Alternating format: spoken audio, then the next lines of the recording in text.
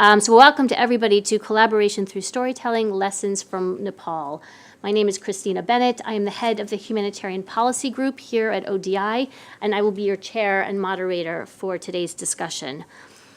Just before we get started, a bit about the Hilton Prize Coalition Storytelling Program, which is a relatively new initiative made up of previous winners of the Hilton Humanitarian Prize. It's aimed at highlighting lessons learned by the world's most extraordinary humanitarian organizations, and is in itself a mechanism for collaboration. We'll hear a little bit more about that from Steve in a minute. As you saw in this film, 6 of the world's leading humanitarian organizations came together to make this film under the Hilton Prize Coalition Storytelling Program to reflect on their unique roles in the response to this crisis. And in doing so, you could see that these organizations who were present before, during, and after the response, how they worked with staff within the organizations, with the communities, and eventually together to reflect their long-standing history in those communities in Nepal. Also through the stories told by the staff of these organizations, and those organizations are BRAC, Handicap International, Heifer International, Help Age International, Operation Smile, and SOS Children's Villages. The film provides a first-hand appraisal of the way these organizations both stood up to the disaster, but also shared lessons around their collaboration within their own organizations and together. So through its storytelling program, this Hilton Prize Coalition has aimed to create a new model for collaboration. With tools and support from the coalition, the organizations featured in the film are now formalizing their collaboration in a platform for program delivery that arose just from the participation in the film, and I think a few of our panelists will reflect on that. Before getting started and introducing our panelists, I just wanted to recognize the Conrad and Hilton Foundation for its generous support. To those foundation laureates in attendance, including from those 6 coalition members that were part of the film, and to Global Impact, the secretariat for the Hilton Prize Coalition, which has made this event and all of this happen. So now for our panelists. To my left is Steve Connors, who is a photojournalist and documentary filmmaker and the director of this film. He is the master storyteller for the Hilton Prize Coalition Storytelling Program, and perhaps he can tell us what master storyteller means. Steve began taking photographs while serving as a British soldier in Northern Ireland in the early 1980s. He spent the early 1990s covering the wars following the breakup of Yugoslavia, and later in Russia and the former Soviet Union. He spent 15 months in Afghanistan after 2001, and 14 months in Iraq from 2003. Steve has worked for most of the world's newspapers and magazines. To my right is Laurie Lee, Chief Executive of CARE UK. Laurie joined CARE UK as Chief Executive in August 2014. He previously worked for the Bill and Melinda Gates Foundation, where he led a team working on policy, advocacy, and government relations in Africa. Prior to 2008, Laurie was a civil servant in the UK Development Ministry, mainly for the Department for International Development, in which his last position was Deputy Director and Head of the International Trade Department. Laurie has helped to negotiate some of key agreements on debt, aid, and HIV/AIDS reached during the UK's presidency of the G8 in 2005. To my far right, I have Alima Shivji, who's CEO of Handicap International UK. Alima is the UK Executive Director for Handicap International, an aid organization working with people with disabilities in areas of poverty, conflict, and disaster. She is also a Hilton Prize laureate. She's worked with the organization since 2005 in Asia, the Middle East, Africa, and the Caribbean. Before taking over as UK Executive Director, she headed up the organization's program in Haiti. Alima originally qualified as a physiotherapist.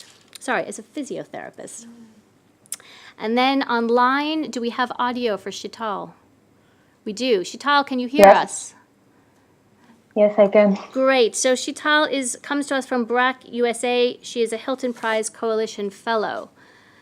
BRAC is the largest development organization in the world devoted to empowering people living in poverty. Originally from Kathmandu, Shital received her master's degree in Sustainable International Development from Brandeis University in 2014. Following the 2015 Nepal earthquake, as we saw in the film, Sheetal worked to establish BRAC as an international NGO in Nepal and was also featured in the film that you've just seen. So now we can sort of move to our panel discussion. And I don't know about you, but I really enjoyed watching this film because for me, it brought to my attention some of the themes that we are wrestling with in the humanitarian sector overall. Themes about humanitarian work versus development work, themes about a local response and what does that look like and what does that mean and what are those relationships between government officials, between the international community and organizations working more locally. And then there are also themes about the role of storytelling. And I think as a humanitarian sector, we're not really that reliant. We rely a lot on words and reports and after-action reviews and evaluations. And we don't really resort to storytelling, to oral traditions, to the use of memory in a lot of what we do to improve our own response. So I'd like also the panelists to reflect a little bit on that, on the use of storytelling, which I thought played a really important role in bringing these organizations together. So maybe if I could start with Sheetal, because she is on audio conference with us, and the connection's is a bit fragile. So Sheetal, if you can hear me, I just wanted you to reflect a little bit on your experience making this film with Steve and others, and the use of storytelling in this way as a way of encouraging new and more collaborative ways of working.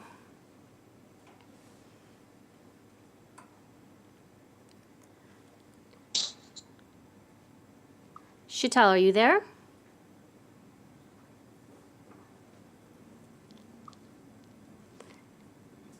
Can you hear us? There you go.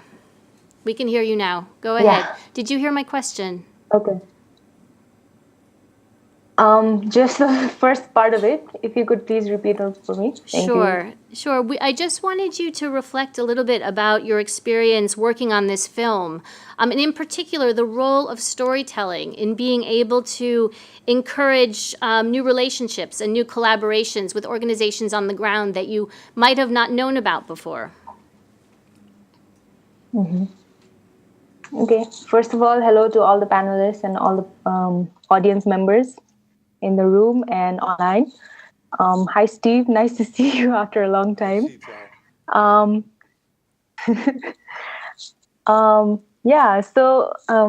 This was my very first experience in being featured in a documentary. So I was pretty nervous in the beginning, first of all, because it was my first time, and also because since BRAC was very, very new at the time when Steve came in with this idea of documentary. So I didn't really know what to say or how to present myself or BRAC in the documentary because we had other coalition members who were far more experienced in Nepal than we were. But eventually the documentary turned out to be really well, thanks to Steve and his storytelling skills. What Steve did was actually just brought in everybody's stories together and kind of, helped everyone else who were not there at the moment of the earthquake to empathize with the victims, and especially the aid workers and responders, the first responders who were there during the time of the earthquake. I actually showed it to my mom the other day, and she was just in tears, and she was like, she just felt like she was one of the fortunate ones because she didn't really know like how badly the others had suffered. So the documentary really opened her eyes to how fortunate she was, and also because she was alive with very minor injuries. She was very appreciative of the fact that, others had it worse, but was very thankful for the opportunity to be alive. So, Sheetal, you had mentioned that you had this task of setting up an international NGO in Nepal post earthquake, and that through your work on this film you were able to link up with other organizations that you might not have known before as a newcomer to this business in this country, although you're from the country. Do you want to talk a little bit about maybe some of the organizations you managed to link up with as a result of the Storytelling Coalition? Right. So first example was just coordinating with Rashmi, who was from HelpAge International. I didn't really know about HelpAge much. I hadn't really heard of them before. But just coordinating with her, I got to learn a lot about what HelpAge does, especially with elder people in the community. And also Handicap International, like I had heard the name, but I didn't really know about their extensive area of work, especially in Nepal. And SOS, I had heard a lot about them. I had read about them in school, but then seeing how they helped a lot during the earthquake was was an eye-opening experience in some way. Yeah, and then yeah. Okay, good. Thank you so much, Sheetal. Steve, as the director of this, we were talking a little bit before the session, and you were telling me that when you set out to do this film, you'd set out to make a film about storytelling, and that you ended up with something, or you realized something in the course of telling that story. Can you take us through that process? I was first asked to. Is the microphone live? Okay, I'm not too far away. First of all, I was asked to do a story about collaboration in Nepal between these agencies, and the reality was that there wasn't any, really. I mean, at certain levels. So, for example, at the advocacy level, you'd have HelpAge and Handicap International joining up because they had mutual interests. But this is at committee level and persuading government officials to do this, that, and the other. But when it came down to actually doing work on the ground, there was no collaboration. So we were asking the question why. But apart from anything else, let's just go tell the story, or allow the people to tell their stories. And what we soon discovered, there were a number of things. One is the part about communities. And just the strength that was built into these communities and enabled the development agencies to respond in the way that they did. They couldn't have done it by just coming out from the office. They wouldn't have had sufficient knowledge of the areas and all this kind of thing. Whereas what they were able to do was lean on the communities that they built over the years in their normal day-to-day work. But the part of it that kind of surprised me was that they didn't know each other. And yes, of course they knew, everybody knows that SOS Children's Villages is to do with children and Handicap International is to do with handicapped people, but what else? And the fact that HelpAge has livelihood programs with the older people's associations, and that includes livestock. Well, you've got Heifer International there, and if what Heifer International doesn't know about livestock isn't worth knowing. SOS Children's Villages and the mothers and the grandmothers, by the way. The grandmothers are a wonderful part of this story because so all these mothers, they bring up 30 children each, and then they retire and they become grandmothers, which isn't actually an official term. It's but that's what they are, and so they're another resource to be leaned upon.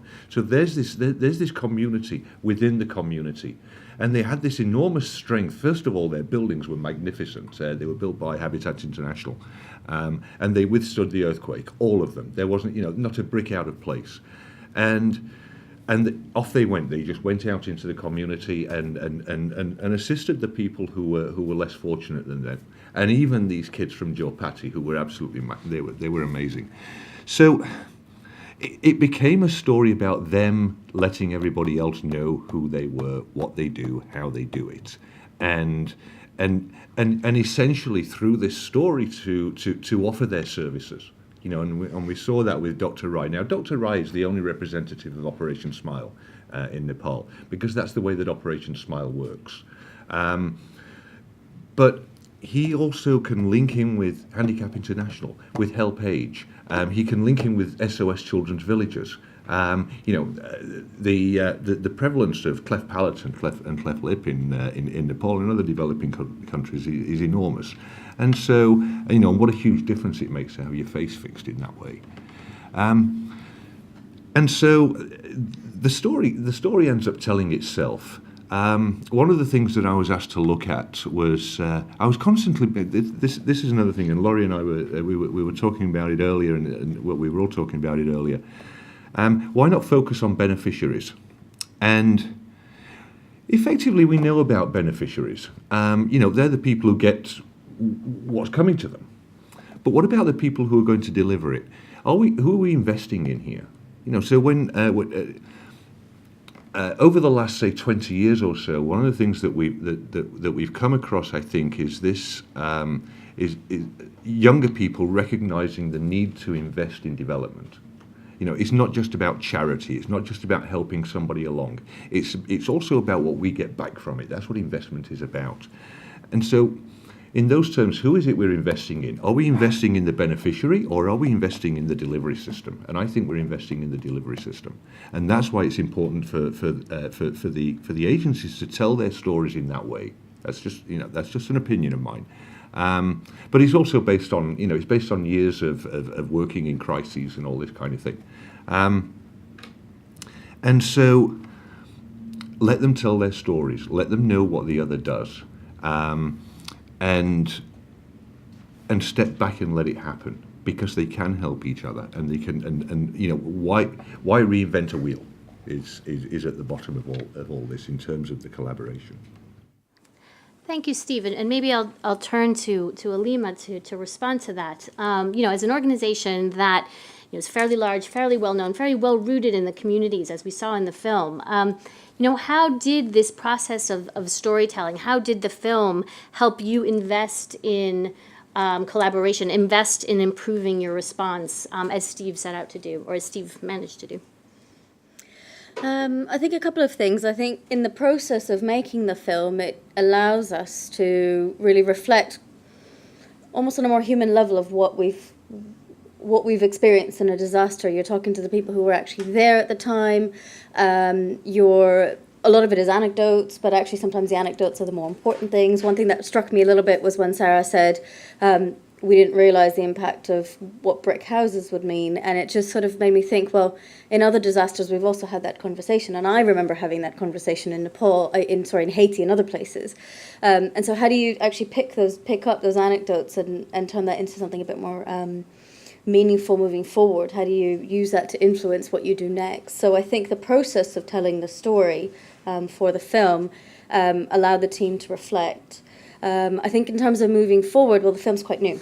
So what will we do with it as an organization? I think it's one of the pieces in probably a broader review that, is for us is ongoing. We've already done a piece of work looking particularly at our preparedness work, which was talked about a lot in the film. How much did our preparedness work influence the response? And I think storytelling is one sort of crucial element where you really get that sort of first-hand knowledge from people who were there during the disaster, reflecting on what actually happened. Let's pick up on that theme of preparedness for a second, because, I think as we're all well aware, there's far more invested money and time and energy invested after a disaster happens than before. And I think it's 0.4% or something of funds that are spent on preparedness, both in communities but also within organizations. And I think in discussing this with you before the event, you were talking about some of the preparedness that Handicap had done in advance of this, and how things might have turned out differently had you not. So maybe if you could reflect a little bit about your own preparedness for this disaster, but then also, how can a film like this and the conveying of these experiences by you and by the people in the film, how can it help to make the case for preparedness in a way that hasn't really been so successful so far? So first on preparedness in Nepal, I think if you're here in the audience, you're probably quite aware Nepal is one of the most at-risk countries for earthquakes. And so it's a country we've been investing in preparedness for earthquakes for a very, very long time. As the team mentioned, I believe Sunil mentioned it, working very closely with the Ministry of Health, because ultimately they are the first responders in that country, and we work alongside them to work on improving surgical protocols, to be able to activate therapists to go into the hospitals. And that was an interesting one. We worked very closely with the Nepal Physiotherapy Association, and they were able to activate their network of Nepali therapists so we could maximize local capacities. And some of that is related to just having conversations, which for me, that is a lot of what storytelling is about, is actually having conversations, building relationships.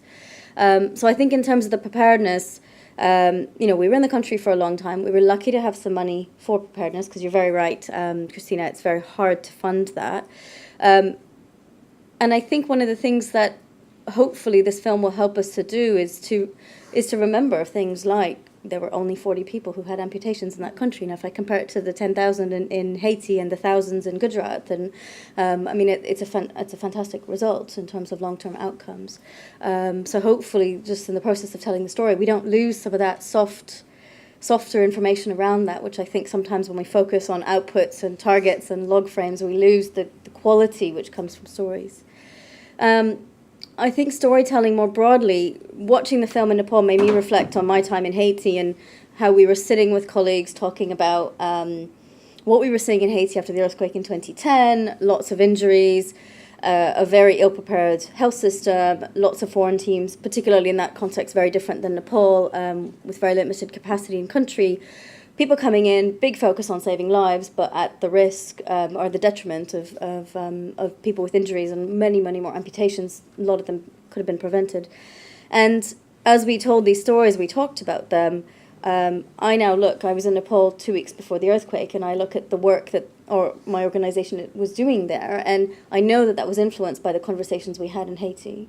I also know that there's broader things outside of what we do that have been influenced by that. At the moment, we're working very closely with the UK government and the WHO to influence the protocols for foreign medical teams so that rehabilitation is part of that. So we can ensure that in more and more disasters, there's fewer people with amputations and less impact of injuries. What I really hope storytelling helps with is if we can capture that you're not relying just on individuals.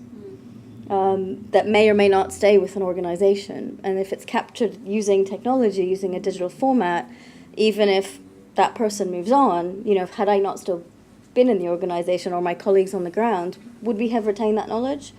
Maybe not. And I think storytelling actually is really an opportunity to retain knowledge. Laurie, maybe if you could pick up on that. Thank you very much, Elima.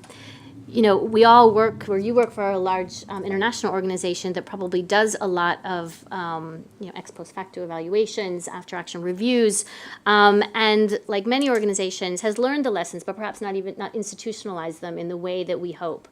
And I wondered if you could maybe reflect a little bit on this idea that, word of mouth, storytelling, sharing experiences is another tool in our sort of evaluative and lessons learning toolbox.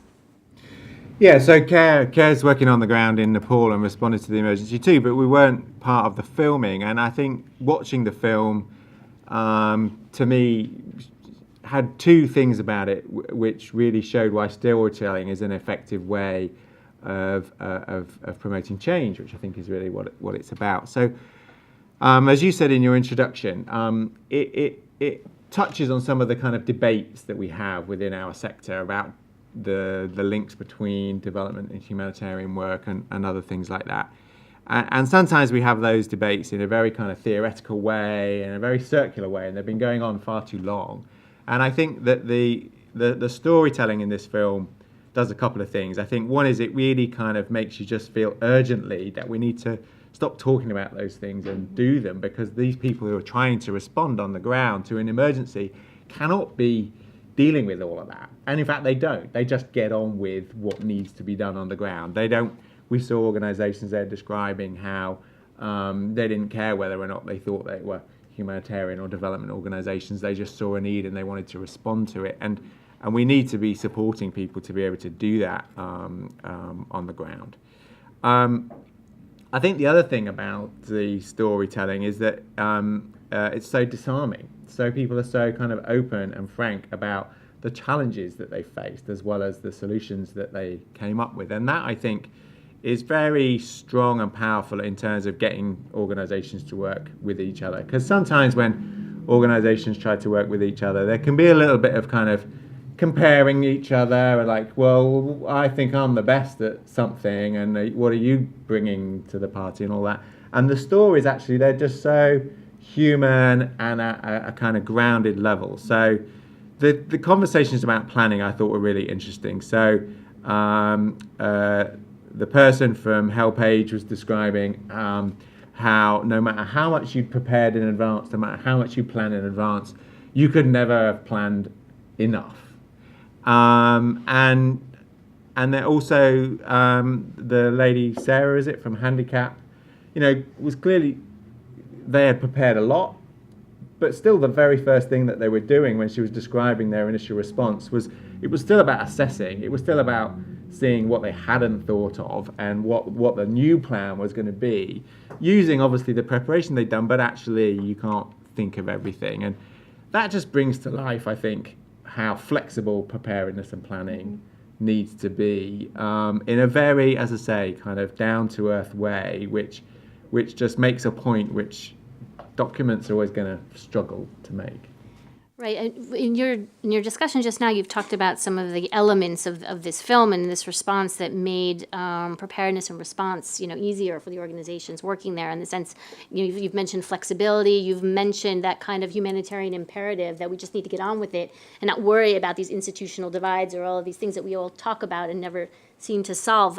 What other key ingredients, based on your viewing of the film and what you know, what other key ingredients were present for organizations to be able to mobilize, organizations that may not have been there for humanitarian purposes or for, first line response purposes, to mobilize quickly? What were some of the other elements that you saw in there? Actually, any of you. Or Sheetal, please also come in on that question.